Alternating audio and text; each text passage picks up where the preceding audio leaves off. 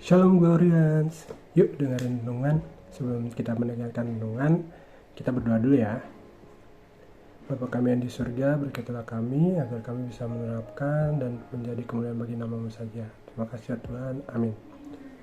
Teman-teman, renungan kita pada hari Senin 8 November 2021 ini terambil dari Roma 15 ayat 5 yang menyatakan, semoga Allah yang adalah sumber ketekunan dan penghiburan mengaruniakan kerukunan kepada kamu sesuai dengan kehendak Kristus Yesus.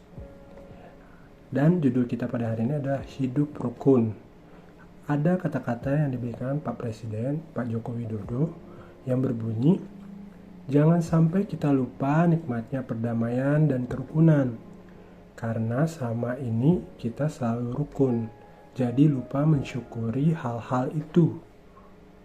Makna kata kerukunan adalah hidup bersama dengan sesama yang memiliki berbagai perbedaan, namun mampu disikapi secara damai, tenang, tertib, tentram, tidak berkonflik, tidak bermusuhan, tidak terpecah.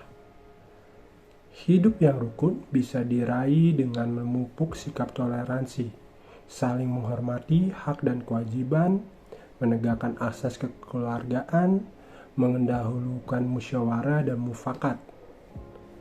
Di jemaat Roma sendiri terjadi perselisihan dan saling menolak antar sesama Kristen, yaitu antara orang Kristen Yahudi dengan orang Kristen non-Yahudi. Perbedaan asal-usul, pemahaman, dan kebiasaan di antara mereka menimbulkan ketidakrukunan. Karena itulah, dalam bacaan hari ini, Rasul Paulus menekankan pentingnya kerukunan sebab hal itu sesuai dengan sifat rendah hati. Tidak mengutamakan kepentingan sendiri, melainkan menganggap kepentingan orang lain adalah yang harus didahulukan.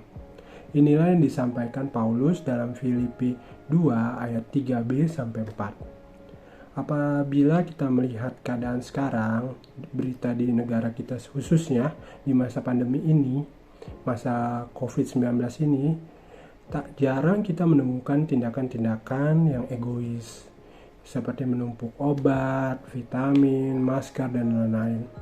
Apalagi di antara mereka yang secara ekonomi sangat terdampak oleh pandemi.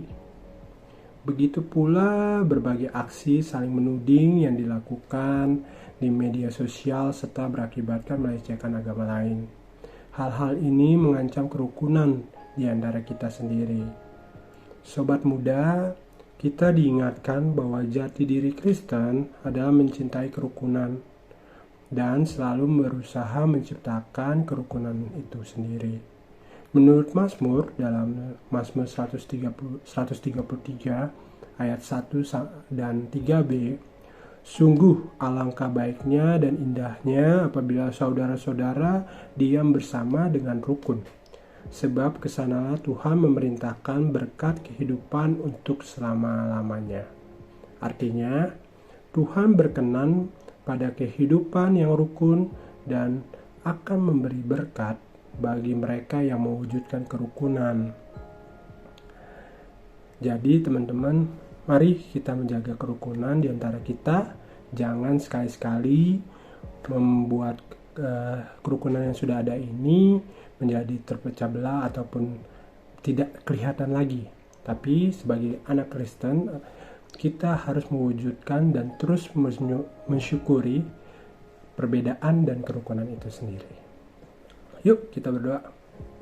Ya Tuhan, biarlah kami hidup di tengah-tengah dunia ini dengan kerukunan yang tetap kami jaga sebagai anak-anak-Mu ya Tuhan. Biarlah itu kami bisa terapkan dalam kehidupan kami sehari-hari. Terima kasih ya Tuhan, dalam nama Yesus kami berdoa dan mengucap syukur. Amin.